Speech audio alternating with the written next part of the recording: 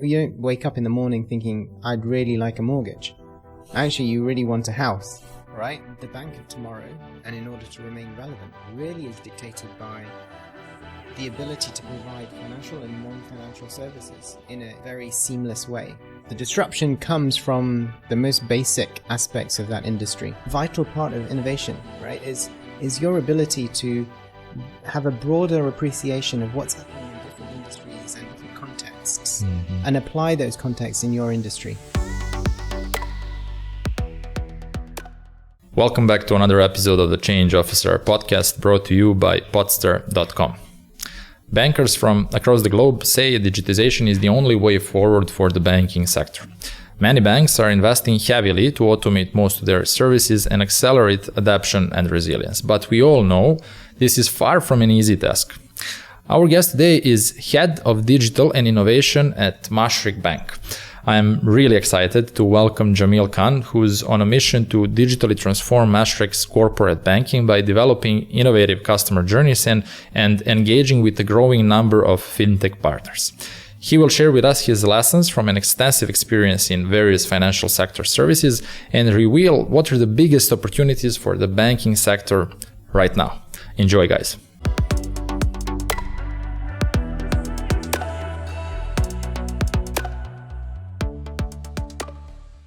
Welcome to the Change Officer, Jameel.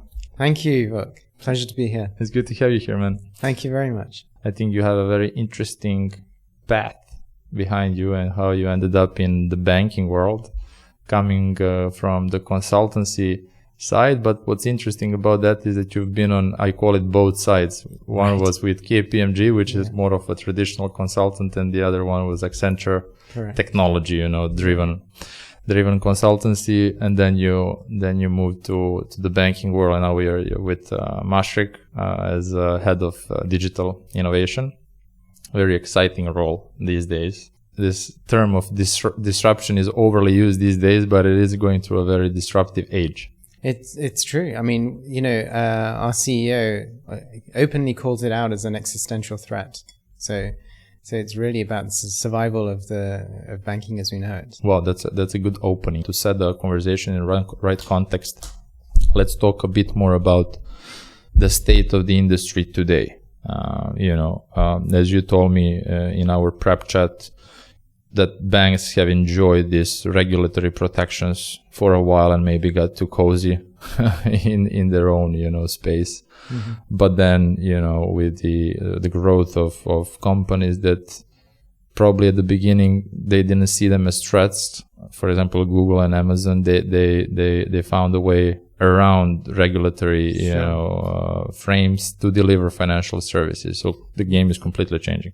Yeah, exactly. I mean, it's playing out literally like, the Christensen Innovators dilemma, right? I mean, his brilliant assessment of disruption, and he's generally kind of gifted with coining the term, is that the disruption comes from the most basic aspects of that industry. So whilst the incumbents are focused on the high value customers building and perfecting services, disruption comes from players that don't kind of invade on the incumbent space. They come in with simple services, find their market, and establish a market that's not really of interest to the main players. And slowly and surely that market grows and grows, and little by little they start disrupting up the value chain. Until the incumbents are out and the new entrants are in. Wow. And so you're right. I mean, Amazon, right? A bookseller, as we would once upon a time have known, right? It has, I think, more than 13 odd financial service lines, right? So it's in the cash management business. It physically handles cash. It's got payments business. It's got a business around working capital instruments, lots of consumer services. So it's a bank by any other name, right? Ultimately.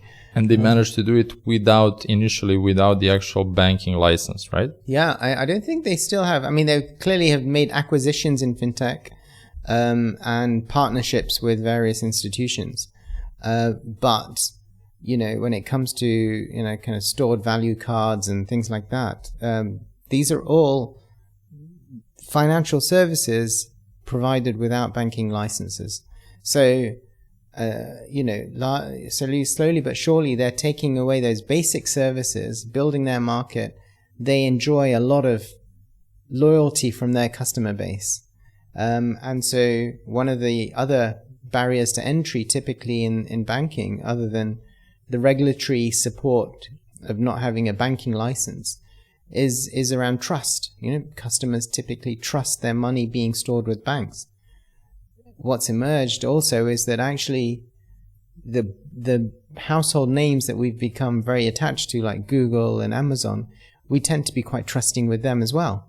So that trust that was enjoyed only by financial service providers is being distributed across a wider set of players. So when we say banks are being threatened, or it's an existential threat, can we unpack that a bit more? What does it exactly mean? Everyone is familiar with a lot of fintechs out there. They're popping up. They're providing cool services. Most of them are retail, right? There's not that many on a SME or a corporate level. But what does it mean for the bank that customers are going to switch and move to these new age financial service providers, or something else? Yeah, so it's a great question. I think there is a number of different aspects to that. So the FinTech ecosystem that has kind of emerged and matured over time has really, I think, been a bonus to banks ultimately, in the sense that FinTechs are desperate for customers, right? They're B2B players. They're looking for people to partner with. Banks, generally speaking, nowadays are all about how they can remain relevant to their customers. So as these fintechs come about, that's a nice sort of symbiotic relationship that's come about. So the disruption and the threat really is coming from big tech, right? So or other global players in the banking market. So as markets are saturated, you've got these new entrants that are coming in that have got scale. They can afford to make mistakes, right? They are in the habit of building very neat software solutions, and often this is really fought in the software field, right? So if you think about the exponential framework of the likes of Singularity University that come up with, and their kind of stepped view of digitization and disruption through digitization, as aspects of the customer experience become information enabled or digitized, that becomes ripe for someone else to come in with a neater software solution that comes in cheaper with a higher customer experience. And that's where big tech is strong. Mm-hmm. Its ability to scale and its ability to effectively be in there for the long game. So fintechs, really, I see them as partnership players rather than threats. Mm-hmm. But the threat comes from other banking institutions that really also see themselves pivoting to remain relevant, as well as big tech. So basically, banks are in the race of who is going to be faster in pivoting, in adjusting to this new age of banking, partnering faster, opening up their technology stack, integrating with other service providers, so they follow the expectations of customers, which are growing every day. Yeah, exactly, right. The expectations around banking are changing wildly. So the bank of tomorrow, and in order to remain relevant, really is dictated by the ability to provide financial and non-financial services in a very seamless way. So what I mean by that, for example, is a bank's ability. You don't, as a customer, go to a bank. You don't wake up in the morning thinking, I'd really like a mortgage. Actually, you really want a house, right? So how is the bank helping you get to a house? So if you can go to your bank that you trust, and they can help you take care of valuing your current place, helping you find an estate agent, a reliable estate agent, organize a survey on your future house. Meanwhile, they fully understand your financial position, so they can tell you up front how much they're willing to lend you. They shouldn't make it difficult for you to know how much you can borrow, and set you up with a lawyer, right? So their ability to build an ecosystem around that journey of buying a new house makes them much more relevant than come to me when you're ready to ask for some money. And I'm going to give you a requirement list as long as your arm and make it really difficult, right? So in order to be relevant, if you're not doing that, the next person is doing that. So basically, or for the previous, when was the first bank established?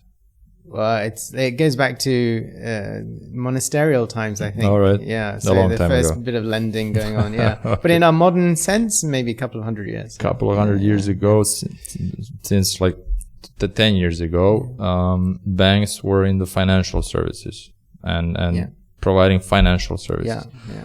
But what you're saying is that in the future, banks will have to tap into non-financial services so they retain their customers and actually pave the path for their customers to reach eventually to the financial services, right? And provide them their core services. But they will have to tap into all of these other areas, become a platform of a sort. Exactly. For the customers. Because the finance bit only becomes a small part of the customer journey, right? Ultimately, in the customer's eyes, it's really just the enabler. So if you're trying to respond to the customer's needs, then building your entire proposition around selling a mortgage isn't going to get you very far. And nobody really likes to go and get a mortgage or get any of the banking products unless you're giving it for free. Exactly. Or without any. And it's a lot easier for me to get you excited about a great house than it is about a great interest rate on my mortgage. That's interesting. And I had last year I had an episode with Frederick Bisberg from Daman National Health Insurance. And we've been talking about insurance and they're in a similar position. They are also trying to be behind. They're trying to be a part of the product. Right. Nobody likes to buy insurance. Now I'm negotiating about my health insurance and it's a nightmare. Like I feel I'm being ripped off because the positioning of the product is not right. You see it more as an expense rather than a benefit. I'm a healthy guy. Do I really need to spend money? And then actually you do because you don't know when you'll need it, right? Exactly. I mean, that's the whole premise around insurance. Yeah. But it's difficult to sell it. Yeah. All right. That's an interesting. But and I think insurance for being such a traditional industry is hugely fascinating as well, in the sense, I mean, I don't know if you've come across the whole kind of vitality concept. And there's a company out of South Africa, Discovery Insurance, I think they're called. And they attacked through data, right? And we can come to what's enabled all of this, right? So my ability to make the house purchase journey easy for you is really based on my ability to understand all the other things that you do, your behaviors, from the transaction data that I consume, and obviously your salary comes into my account, etc., etc. So my ability to create this concept of a digital twin, right, of you, your behaviors and your motivations, the fact that you have 2 children that go to private school, you're paying the school fees. So the more accurate a digital twin I can create of you, the better I can provide you with relevant services if I'm creative about giving you relevant services. And banks are in a pretty good place to actually get to know you. Yeah, exactly. Much better than probably any other service provider out there. Absolutely right. And there's some amazing use cases out there. I mean, everyone's very familiar with the whole kind of Ant Financial story, which is like an offshoot from Alibaba. I mean, a 15-year-old, maybe 18-year-old company now. But, you contrast that with Bank of America, right? 100-year-old institution in comparison, in 15 years, they've grown to a customer base of 700 million odd customers. Mm-hmm. Bank of America has 70 odd million customers, Wow. right? And they're a new data-driven business, right? So they are able to effectively offer you credit or financial instruments in seconds, right? Whereas it would take days to get the equivalent type of service from a traditional bank. Wow. So they've really turned it on its head. I mean, to come back to that discovery insurance kind of use case you were discussing, we were discussing, they've said, look, motor insurance, for example, we have to buy motor insurance, but me, you, the next guy, we're all different types of drivers. So should the premium be based on simply the age of my car or the value of my car? Or should it be driven by my behavior? Exactly. And so they provide telematics devices to customers, and your premium is effectively rebated to you based on good conduct and your driving style, right? So they're picking up how well you accelerate, how well you corner. Do you emergency brake more often than not? Do you crash, right? Obviously, right? So all these factors make for a much richer data set that can then help the loss ratios for the customer, for the business itself, and thereby then allowing the business to reduce its premiums. And customers love that, right? I mean, why would I not want to pay half the premium I would pay Absolutely. to the next guy, right? Plus, I'm going to drive more carefully. And I've been a guinea pig. I tried out telematics, and it made me drive a lot slower than I would usually. So indirectly, you're effectively influencing behaviors as well, right? Exactly. For the better. So you're making the streets. So not only is the customer benefiting from a safer driving experience, but they're actually saving money. And what Discovery have done next is, having perfected that data set around drivers, they've kind of gone, well, what can we do with this data? We can start providing financial services. So they've gone ahead and said, what can we do from a behavior perspective? And they've built a bank around the behavioral bank. So if you're healthy, right, we can give, if you're going to the gym, we can subsidize your gym membership, offer you an Apple Watch, let's say. Wow. Right? So that's generating more data for them.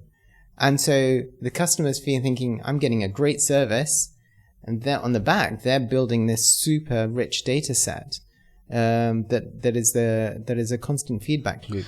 So Bank of America is kind of ahead of the curve. How far away are we from actually turning this into a reality? When I say reality, it's, widely accepted, used. Banks are operating on a completely different level, new level, like reality versus actually future, and the ideas versus reality, and what's the gap? Yeah, it's interesting. Like, all of Amazon's financial services are real, right? So, and financial services are real. A Bank of America, very successful bank. But it was the point was, it's the traditional bank is being disrupted by these new incumbents. So Alibaba was effectively like an eBay style player, right? Grew financial services on the back of that, and it's wildly successful. Citi, all these guys are coming, investing significantly in innovation. New, being relevant, a blend of these financial and non-financial services. So I think every bank worth its salt is pivoting to this. The level of maturity that different banks are at and which segments they're attacking. So not all of them, for example, are attacking corporate banking yet. A lot of them are attacking retail banking because that's the most visible face that a bank has with its customer base. Where we're seeing the race now move towards is essentially going up the value chain into the corporate space. So SME is very hot, right? You're seeing banking apps, digital banking apps designed for SMEs. You're starting to see now that thinking and innovation being deployed in what was historically or traditionally a much more bespoke environment in the corporate banking space.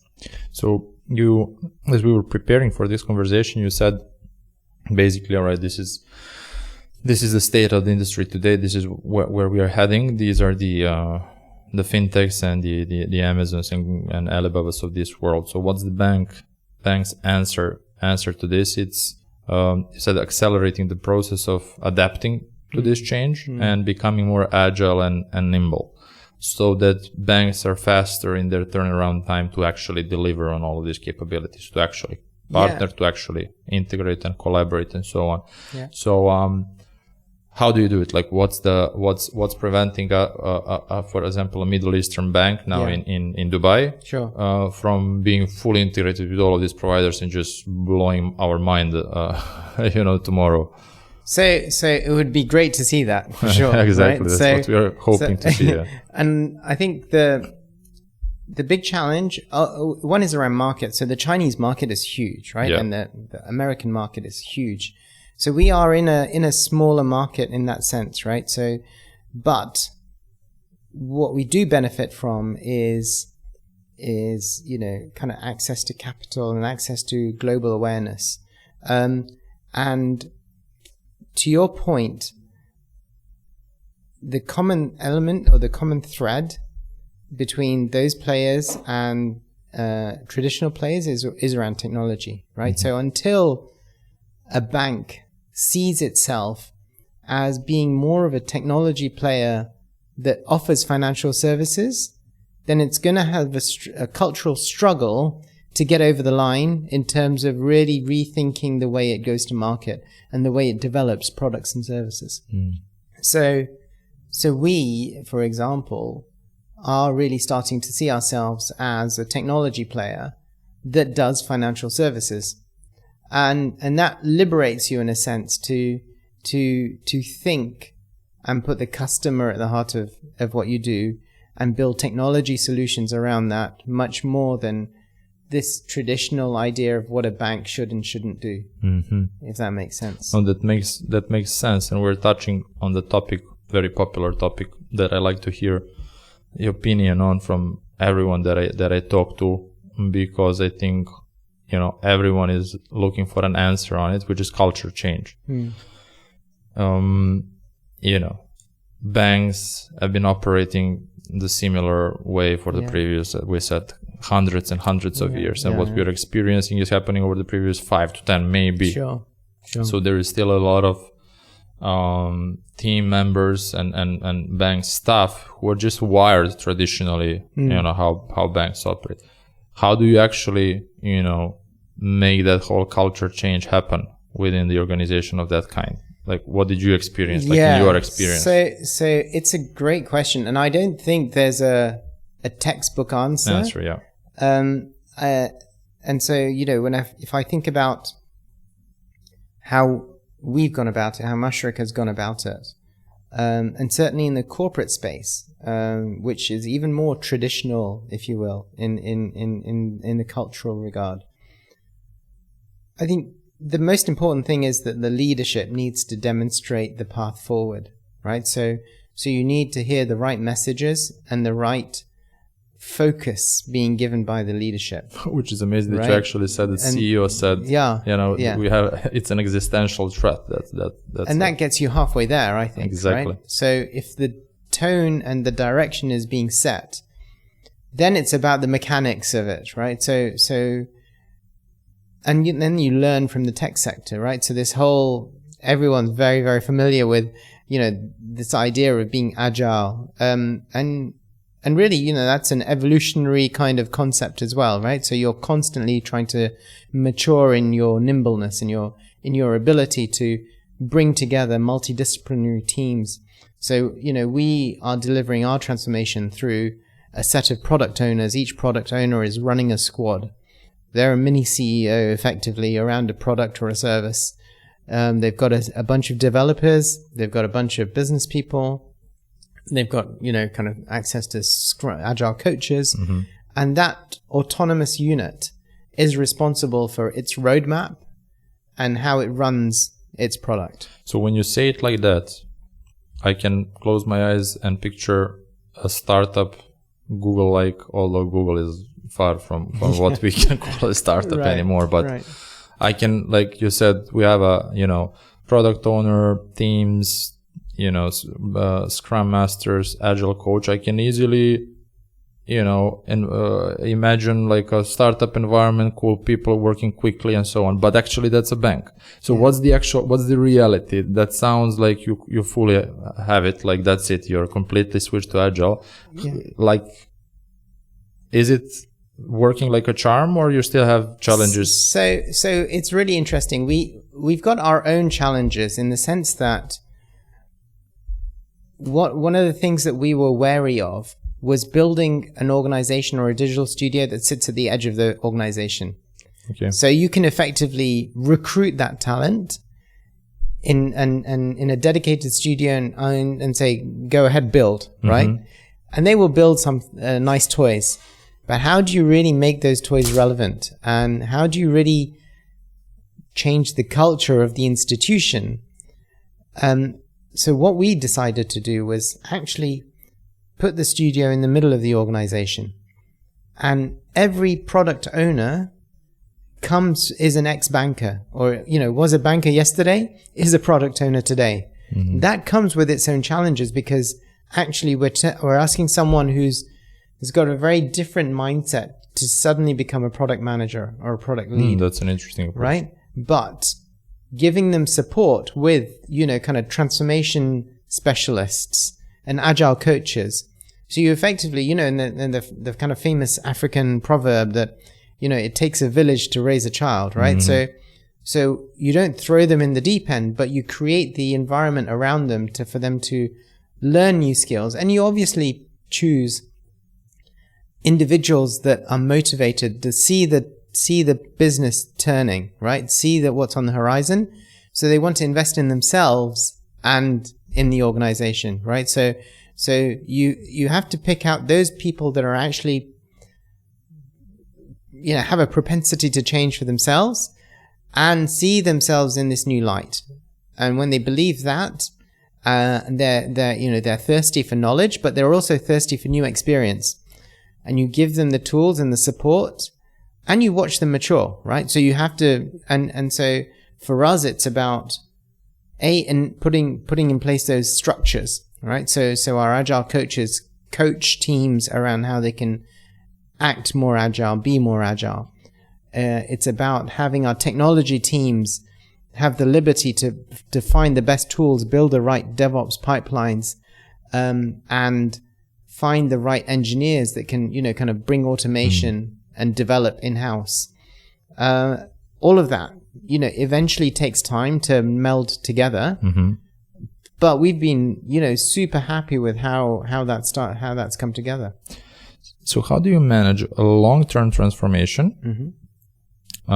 Because transformation of this kind for a corporation that's been operating in this frame for hundreds of years is a long-term project. Sure. How do you manage a long-term transformation in a relatively short-term environment? And what I mean by that, we're all living in the part of the world where there is a lot of uncertainty about where are we going to be in a couple of years? We're going to stay in the region or not? There is still not citizenship programs and so on, pensions, etc. It's slightly different. Government is working on it, but there is still a lot of kind of uncertainty. So people are naturally looking relatively short term. Yeah, I mean, there's a lot in that question, I think, and it's a good question. Organizations remain, and I think so. I'll kind of tackle it on a couple of different fronts, sure. Right? So when it comes to how do you produce results, essentially, is what you're asking quickly. We do see this as a long-term transformation, and we don't really see it as a start-stop thing, right? So a bit like a program. It's not a program and not a transformation program that, you kind of set up the program, it's got a charter, you deliver on that, and everyone's happy at the end, waving flags that we've finished, right? So this is really about a new way of working for us. And so there's a view that this is here for the long term. This is a cultural shift, a paradigm shift. And obviously that comes with different ways of working. So the most significant difference that we've seen internally is around our ability to really prototype with the business. And so we've got different teams, a different approach to teaming and a different approach to solutioning. So really, do you understand the problem? Do you really understand the problem? And then what are your solution ideas? Have you prototyped them? Have you sat down with, the end user to really understand if that prototype is going to work? And then build.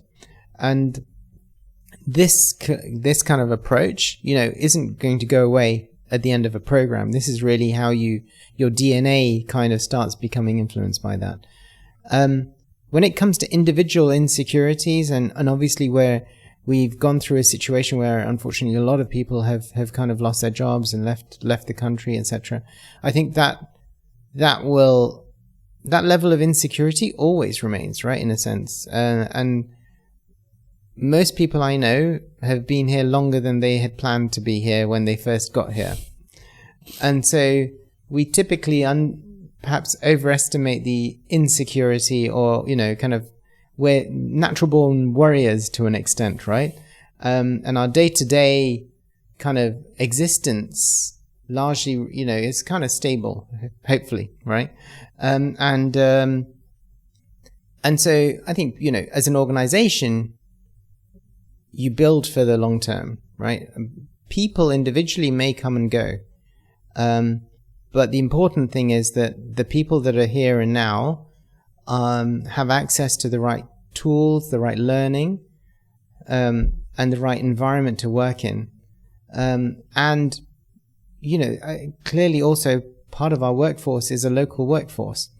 And it's about empowering and upskilling everyone, all colleagues, and making them part of the solution. No, that's interesting. And what you mentioned, I think it's also an important piece of the puzzle. Prototyping, solutionizing, talking to the customers and making these short iterations where you're... What I agreed with most of the guests of the change officer when we talk about the change or innovation is that there is a long-term vision that you want to deliver on. Yes, we want to be the bank of the future, but in order to get the buy-in from different stakeholders and shareholders and like the leadership, you need to deliver quick results. So you don't want to get engaged in a project of a year and wait for the result to happen. So I think the concept of prototyping, solutioning, getting the feedback, iterating and delivering in short iterations is definitely, that's accepted. That's it. That's exactly. A fact now. That's how, and I think everyone is getting on top of that idea. When we talked initially, you mentioned Steve Blank, right. And Steve Blank has this quote, "Get out of the building." He calls it "Get out of the building." Brilliant quote. Brilliant guy and brilliant quote. Let's talk about that a bit more. You're applying that into your daily work a lot. So I think it's perhaps the single most important thing that delineates success or failure for us, I think. Your ability to really hold yourself back from assuming that you know everything. So when you are trying to solve a problem, and we're fortunate that bankers are part of our teams, right? Our product owners are bankers. But that may lead you to a false sense of security that you understand the problem and you understand the solution. We have this example around KYC. So we wanted to solve for the corporate journey around KYC renewal, which is KYC is a regulatory process that all companies have to submit documentation back to banks to make sure that their shareholders haven't changed, their key buyers are X, or their key kind of customers are Y, etc.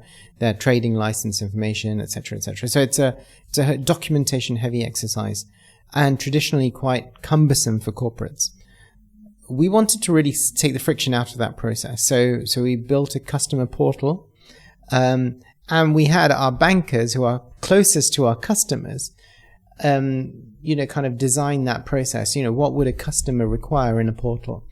And use them as a proxy to really kind of not, kind of start with a blank sheet. We wanted to kind of really understand the problem and then try and draft a prototype, a solution quickly. So we quickly prototyped a solution and held a customer roundtable. We said, okay, now I think we've got the data and the thinking organized. Let's bring customers in. We invited 20 or so customers to bounce ideas off from a prototyping perspective, and they loved the concept. They said, we've been waiting for exactly this, and they loved the kind of the simplification of the process. But they said to us that the person that the CFO, let's say, who is the authorized signatory, is never the person in the business that's actually doing the KYC.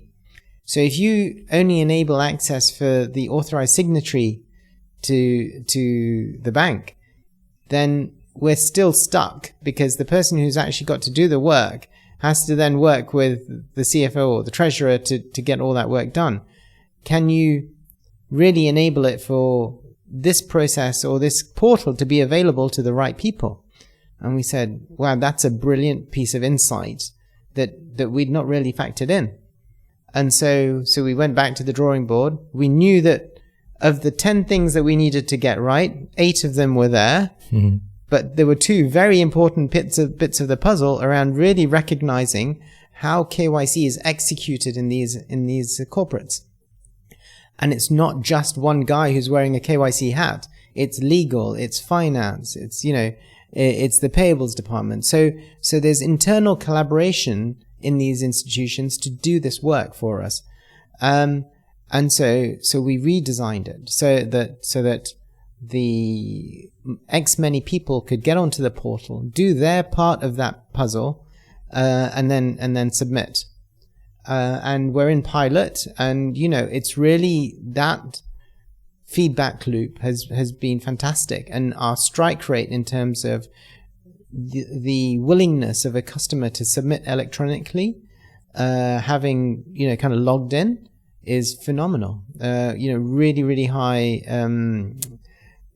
NPS type scores. We call them NES, and easy scores, around how easy the transaction was. Mm-hmm. And everyone is really, kind of encouraged by those results so far. I think it's an amazing example of get out of the building right. approach. Yeah. Because if you haven't done that, what would probably happen, you would go out in the market with the product, and it would take you at least 6 months to realize that actually the product is not delivering the service as it should, so that you can go back. It was a waste of time, waste of money, and an absence of delivery on the quality of the service. So exactly, and case closed. it's when you think back on it, it's the most straightforward thing to do. Yeah. But actually, so many corporates don't do this sufficiently well, and thanks to people like Steve Blank, they are starting to do it. Awesome. Right. So from your perspective, and this is the last question to wrap up this part of the show. Sure. From your perspective, you're working with a bank as a head of design and innovation. You are plugged into this industry and the ecosystem. Where do you see still the biggest gap and the most opportunities for new products, new services for the outside players or startups or new product makers? So I see 2 areas of huge growth, and one is around ecosystem, right? So this idea that that you're helping to create platforms around different disparate parties coming together. So a bank, if in effect, is interested in being part of that platform, if you're able to enable that, and so different niche players coming in and simplifying that process, and being part of the ecosystem is I think a a high value opportunity. The second part around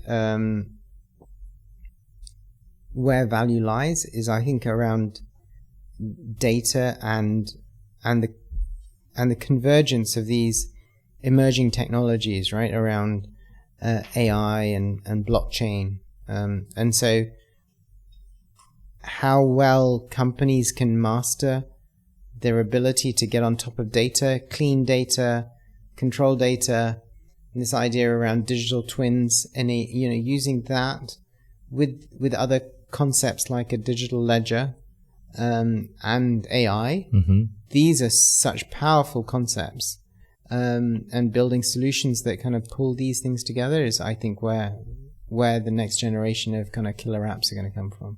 Interesting.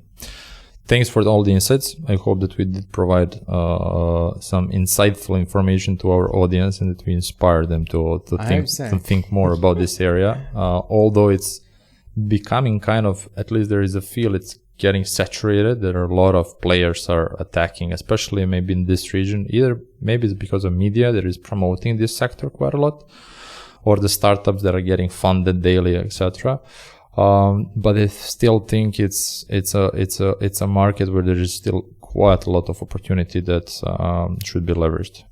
I think so. I mean, you take the Silicon Valley example, right? I mean, there are far more guys operating in this space over there than there are over here.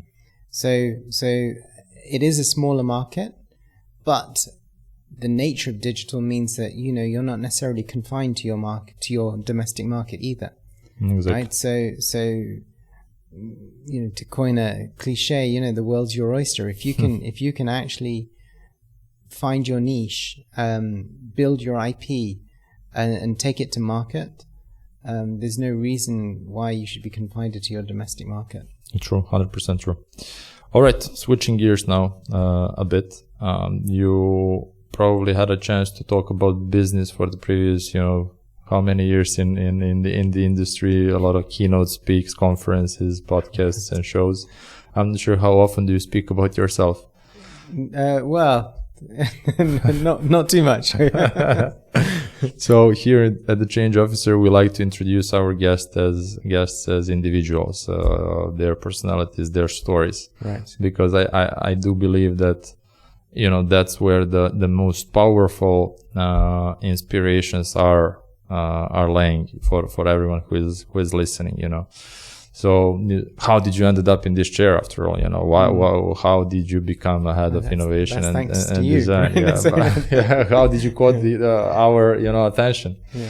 So let's start by if you can help us visualize young Jameel. Yeah, sure. Well, so I'm not sure how far I should go back, but I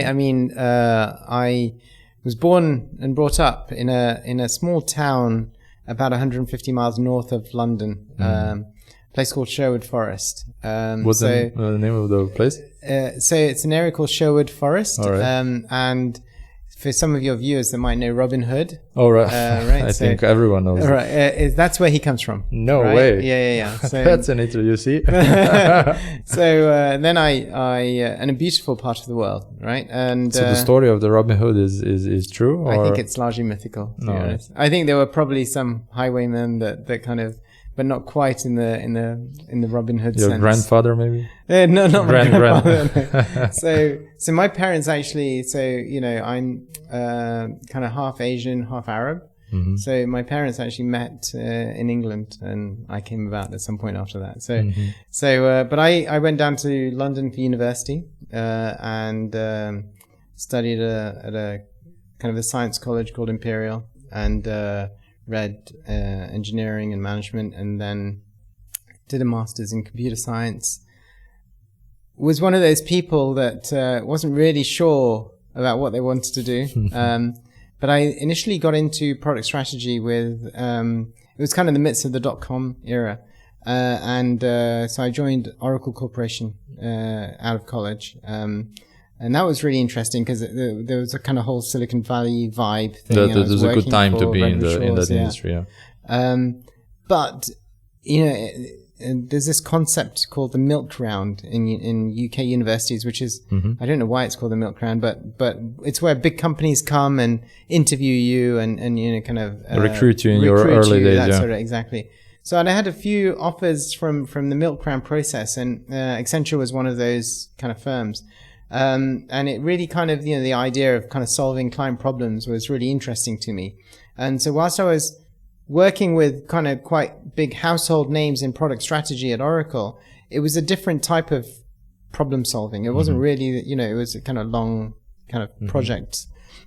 And so I basically kind of went to Accenture and said, keen to get into the whole kind of consulting problem-solving space. But it must have felt really good to graduate and have a couple of offers on the table from leading companies in the world. What brought you to that point in your life? What kept you going? What motivated you? What kept you going so that you end up and graduate from one of the top-notch colleges in UK? And then I was really lucky. I guess was it luck? Yeah, I think, maybe I was a bit of a nerd as well. But no, I think I was very fortunate to get an offer, and it was hard work, right? But I think if you manage to kind of keep up, and then you realize actually that you go to an institution like Imperial, and that they're actually you're far from the smartest guy in the room, right? You're actually very, very average.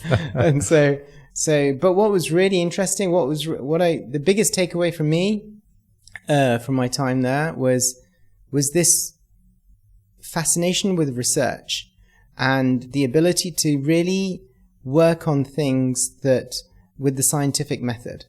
And I think that's what stuck with me. So in my more reflective moments, what resonates really to me is that ability to look at problems in an analytical manner, but B, really kind of approach things with a scientific method, and so when this emergence around experimentation and prototyping, this really kind of resonates to the sort of stuff that I was doing in a lab 20 years ago, right? So it's kind of come full circle. So when you're doing research in an academic environment, it's truly novel.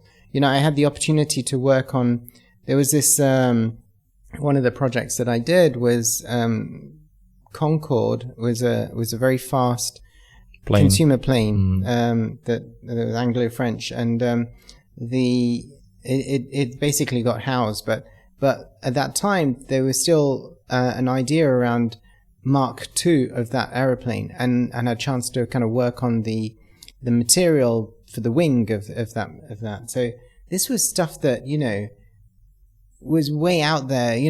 Didn't really have a commercial application for the next 5 to 10 years, and so this idea that you could tap into future innovation and this concept of kind of 1 foot in business, 1 foot in tech, or 1 foot in research really appealed to me. And that's, I think, partly what drew me to Accenture as well. This idea that you operate at the intersection of business and technology. And that's only really become more and more important as time's gone on, to the point now where the most successful business, and we've got kind of phrases like, software will eat the world, right? From like Mark Andreessen at the time. And it's really become true. I mean, that Elon Musk, for example, and SpaceX, their ability to take a rocket and bring it back down to Earth and land it, right? That's thanks to the power of software, right? And so this idea that business is transformed by technology, I think that's probably one of those concepts that's really stuck with me. Sorry, I kind of took a long story there, but it's an interesting story, because probably something that's kind of. I wanted to ask you. Each of us has a certain episode or a period of their early life that influenced who they are today significantly? Whether that was growing up, family, friends, school, sports. So that's what I wanted to ask you. Is there anything that is surfacing up as that you would say that as a part of your early life influenced who you are today the most? Was it something like this, or there is something else? Well, I don't know. Nothing jumps out at me like that, but I'm sure that to me, it's probably there are lots of small things or lots of individual things that have kind of colored my life. School was, I think this part of the story about the school is interesting, because I'm also asking quite a lot of people on the show and off the show how important was formal education for them. If you go out there now, there's a lot of talk about formal education, higher education especially, and that is, ready for a major disruption or a change. True. There is a lot of gurus out there promoting, dropping the college because it's not, giving you a lot of value, which sometimes is true, sometimes is not true. In your case, it seems to me that you took a lot of value out of, formal education. I'd agree. In my case, formal education really helped. And also, my wife's a dentist, so she kind of benefited from, kind of doing well in the traditional educational sense. But we both, have continued to educate ourselves, right? So I think it's more about being, motivated by learning, and fulfillment, rather than the institution, if you will, right? And I think so. But the institution helped us structure our thinking around how to learn and the ability to do research. No, that makes sense. And so, she is now kind of doing dental teaching now, so postgraduate dental teaching. In some ways, I'm instructing and helping my colleagues and others around me around certain concepts of innovation. And so I think what you take in is enhanced by what you give back also, right? So it's really important. I think almost a natural trait as well. And I think maybe I can credit my parents with instilling those values, right? That around investing in yourself, and then kind of helping to touch the people around you with your benefit. Those are nice values to be seated into our children. I remember one thing that you said, which is I like. You said that being on college, doing all of this research and analytical approach helped you in your future life, making decisions, approaching problem solving. Our lives are kind of, some people say, like a set of different choices that we make, decisions that we make through our life, from early days, which high school am I going to enroll, which college, which job, country, should I move from UK or not, go to Dubai or not. And then the set of series of consequences of those choices. And it seems to me that because of these kind of episodes in your life and school, your approach to making choices and decisions is all very analytical. Possibly. Is there any choice that you made in your life, or that you didn't make, that you regret, or that you would like to go back and do differently maybe? Yeah, not buying Bitcoin at $8, right? No, that'd be definitely right at that. But so I think also maybe I'm maybe a little bit risk averse as well as a consequence of that. I tend to weigh pros and cons quite a lot. So there's also a counterside to, in a sense, doing the traditional kind of doing well at school, doing well at uni, and then kind of getting a decent job. You're not having to take risks. And actually, I think true wealth creation comes from entrepreneurship and taking risks. And so that's the counterpoint around being overly analytical, right? That I maybe have taken risk-averse options that are safer than putting myself out there. And actually, you know, I could have maybe been involved in a really interesting startup, right? Or serial startup, right? So you're right. We are a product of our decision making and our DNA in a sense. I mean, what got me to Dubai was really that, you know, I was really enjoying consulting and working with clients. But post financial crisis, a lot of the work that we were doing was essentially regulatory and remediation, right? And it didn't really feel that creative. So I really kind of started kind of feeling like I was plateauing a bit, and I wanted to I felt that was actually probably a nice opportunity to look for where still discretionary spend was taking place, and emerging markets was one of those options, right? So I had the opportunity to lead the financial services practice in the Middle East, in Bahrain and Qatar, and it was really interesting. You know, I had the chance to travel through consulting. So one of the reasons I wanted to be in consulting was the opportunity to travel, and so I had a chance to work across 10, 12 countries till that point, and thought coming to the Middle East, it would be a really interesting chance to get get close to the Middle East, and I have some shared heritage from this area. So that was really interesting. And then I gave me a chance to appreciate some of the more local dynamics in the GCC, the fact that Saudi is the biggest market in the region, the proximity of Bahrain to Saudi, and the kind of the thought leadership that comes out of the UAE around, future-proofing itself and pivoting to the future. And so I then kind of was with KPMG for a while, then rejoined Accenture, and the strategy practice was predominantly kind of KSA focused. So it was really interesting to kind of get involved in. So this region was kind of going through its own pivot around. So Saudi was going through the 2030 transformation. The UAE was kind of looking, to 2071, and becoming a test bed for autonomous vehicles and stuff like that. So it was a hugely kind of motivating environment. So we moved into Dubai, into a place called the Sustainable City, which is this amazing little community that again was full of experimentation. So the idea was, or the hypothesis that the developer had, was that there is a market for a private sector, sustainable, carbon neutral community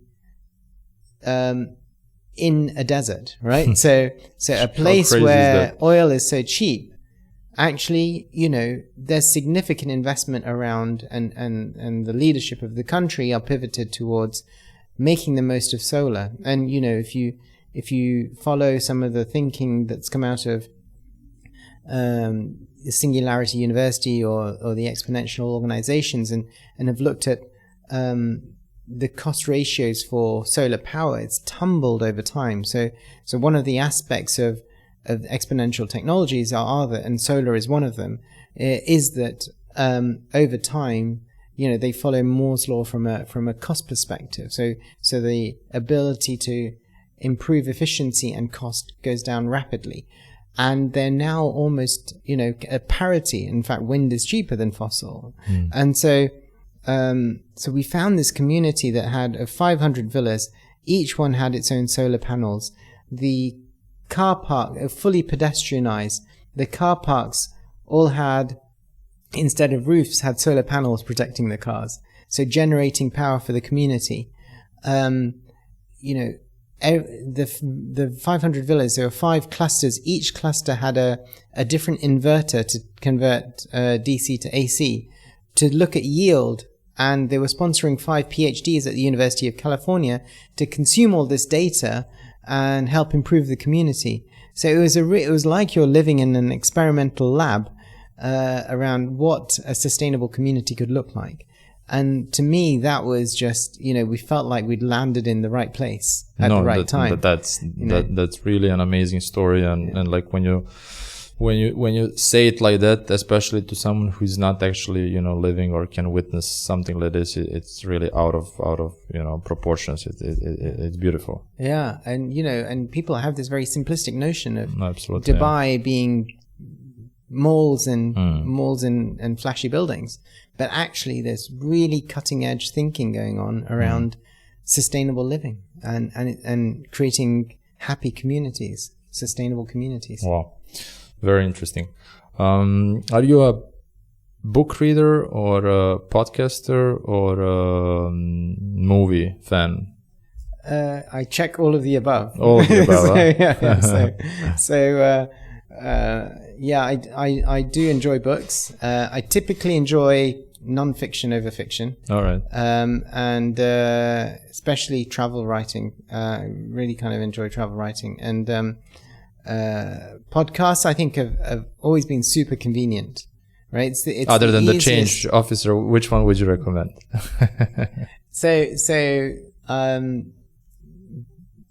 I get my daily dose of news through a podcast, the world news that I listen to every day. But I really enjoy some of the comedy podcasts that come out of the BBC, some of the science podcasts that come out of the Beeb as well. And so although you're in business, you're managing to spend some of the free time actually reading and listening to stuff irrelevant to business, just to plug out of the. Yeah, and I think that's actually a vital part of innovation, right? Is your ability to have a broader appreciation of what's happening in different industries and different contexts, and apply those contexts in your industry.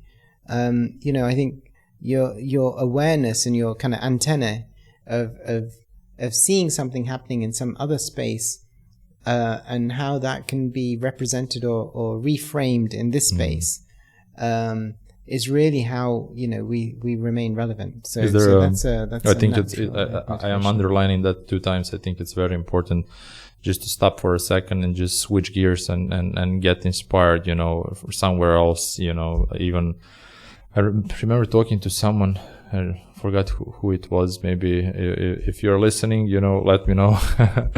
Thank you. Playing video games to inspire himself, for future innovations. Right. So because like if someone is innovative, it's like in video games. Like they are just imagining the new realities. Yes. Is there a book that you would recommend, or something that you recently read that left a good impression on you? Gosh, well. There's one, and I should credit my daughter. All right. So, To Sir with Love is a book that I read many years ago. And my daughter's 14, and so we actually went to an art exhibition on the weekend for Banksy. And Banksy's a street artist, UK kind of domiciled, and but has exhibited around the world and had an amazing ability to bring humor and social commentary together. Highlights a lot of the social injustices in society but through street art. And my kids, having grown up in Dubai, or they're for the last 5 years at least, haven't really seen street art and accessed that sort of social commentary through art. So it was really a really interesting opportunity to build have these conversations with my children, and so I'm thankful for the organizers to bring that exhibition to the UAE.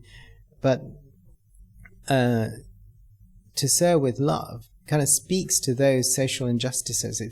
So she talked about wanting to take in a book to school, and my wife loves books, so she's got a very kind of elaborate bookcase that's chock full. So she wanted to take in a book that focused on a social injustice. So, we suggested, why don't you take him to Sail with Love? And it's the most beautiful autobiographical story about a really well-educated, able Caribbean gentleman who studied at Cambridge, but then went to teach in the UK and saw himself being regarded as less than the guys in the classroom, just because of his skin color, right? So it's a beautiful story, and very short. Very refreshing to hear recommendations of this kind, because in most of the cases we are all it's obsessed not Bill with. Gates No, absolutely. It's super refreshing, and like at least last year when I had more time, I told to myself, okay, make a break and start reading something that is not business, because you're going to go crazy. Yeah, sure. I was one of those people who are just reading business books, instead of relaxing. Okay, so very often you get excited, but very often you get even more stressed because you're realizing new stuff. The anxiety is growing. So sure, no, absolutely. Very refreshing. Okay. So maybe you heard about Ray Dalio and his book Principles. I had a chance to meet Ray. Wow! So I love his book. Yeah, the Principles book. Yeah. Awesome book. Fantastic. So there's no need for any introductions. Yeah. Are there any life principles that you have that you're sticking to? To be honest, when I read books like Ray's Principles book, or Peter Diamandis from Singularity University, he also has a set of 20 principles, and these all resonate with me. But I think I don't know if I'm sufficiently advanced in my career to look back and these were the principles that that I've lived by. But themes that, or values. Exactly, values or themes that recur to me are one around continuing to learn. So keep learning, stay open-minded, be kind, and how do you practice that? How do you stay committed to these values of continuous learning or being open-minded? I think if what you learn continues to excite you, and I think you were saying the same thing, is when you pick up a business book and you see a new idea, or you see concepts and frameworks that you haven't really considered, and you get that light bulb moment, it helps keep you young, right? It keeps your brain muscle young, and that's what I find kind of really enlivening is enjoying learning, because and it's really interesting that in the innovation space now I'm talking to my wife about innovation in dentistry, right? And starting to learn about that, and then I'm starting to see parallels of emerging technologies that I consider in the kind of, let's say, in the blockchain space, or scanning space, being applied in medicine, right? In the dental sphere. So as long as that stuff excites you, then I think you remain committed to it. If it doesn't excite you, then it's very easy to become turned off by it. And then it's not the value that you're actually maintaining or staying committed to.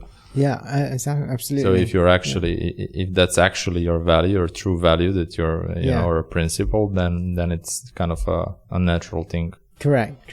It's easier to stay motivated. Exactly. That makes sense. Yeah. And I mean, the other thing is I just like being outdoors, right? So this place has an amazing infrastructure of cycling. So we were talking earlier about getting out on bikes, and that's another real benefit of being in this place is the ability to really enjoy the cycling infrastructure. No, absolutely. So staying healthy and realizing that when you get to a certain age, remaining healthy is an important principle. Is getting higher on your agenda. Exactly. So my last question to wrap up this beautiful episode: and this is what I ask most of the guests, is as the change officer of the Middle East, what would be on the top of your agenda of changing for the better in the future, or for myself or for the organization? For the Middle East in general. Oh, for the Middle East. For this region, yeah. Wow, that's a big question. It is a big question, yeah. So, for the Middle East to remain competitive or continue to be competitive, I think outreach is really important, right? So this idea around open communities and the revolving of people. So successful economies are those that have the easiest or simplest means by which people and trade can happen. Mm-hmm. And we've unfortunately gone through this whole Brexit kind of debacle in not that I should be political, right? But in Europe, right? And so anything that inhibits the free movement of people and trade, I think is a retro step. Mm-hmm. And anything that supports the ability of people, the movement of capital and the movement of talent, and foster that, I think is a sustainable approach to leadership. And so movement of people, so I think every day we're seeing simplifications in the way in which UAE visas are being offered to people of various talents, right? Or if you work for an international company, you can start living here and not necessarily be sponsored by a local company. So these are all really structural changes that I think will help sustain for the long term, to the point where we're starting to see citizenships being offered as well. So to me, for the Middle East to continue to prosper, it's those age-old things. It's stability and prosperity and the ability to trade, free trade and free movement of people.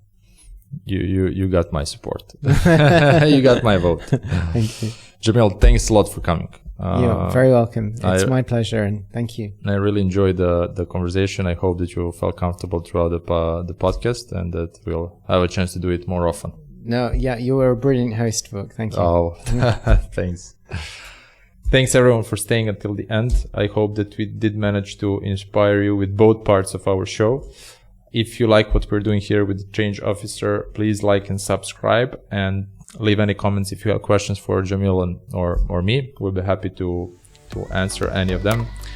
Thanks again. Stay tuned. There is another episode coming out next Monday. Have a good day. Bye. Bye.